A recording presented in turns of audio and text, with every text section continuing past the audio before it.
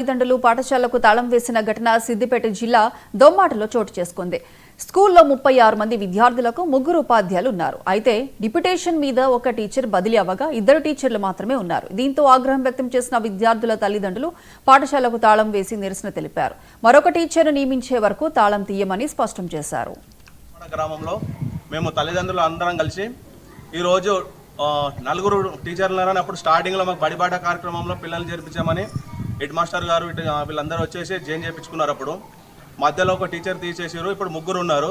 ఆ 3లో ఇప్పుడు ఒకరు తీసేసి మొత్తం మా పిల్లల్ని ఎడ్యుకేషన్ ఇప్పుడు మధ్యలో తీసేస్తే వాళ్ళ పరిస్థితి ఏంది, వాళ్ళ ఫ్యూచర్ ఏం కావాలి, ఇప్పుడు తీసేస్తే ఎట్లా? ఈ 2 టీచర్లతో మా గొర్రెల మందాలు అందరూ ఒక దగ్గర తోలి మా పిల్లల భవిష్యత్తును ఆగం చేస్తారా సార్? మాకు ఎటుబెట్టి 3 టీచర్లు ఉండాలి, లేకపోతే మొత్తం ఈ టీచర్లను కూడా తీసేయండి. మేము స్కూల్ నుంచి మా పిల్లల్ని తీసుకెళ్ళి వేరే స్కూల్లో వేసుకుంటాం. ప్లస్ స్కూల్కి తాళాలు వేసి ఈరోజు బడి బహిష్కరణ చేస్తాం. ఒక 40 మందికి 4 తక్కువ ఉన్నారు.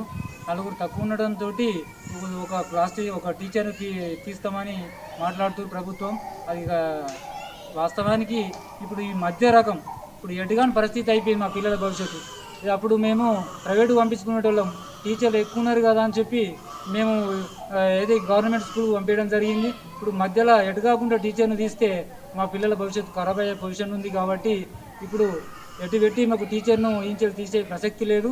ఈ టీచర్ను మాత్రం ఈంచెలు తీసేస్తే మేము స్కూల్ బంద్ చేస్తాం, మా పిల్లల్ని కూడా పంపించలేము. అవసరం అనుకుంటే మేము కలెక్టర్ ఆఫీస్కి వచ్చినా ధన చేయడానికైనా సిద్ధంగా ఉన్నాం. ఈ మధ్యలో ఎటు కాకుండా మా పిల్లల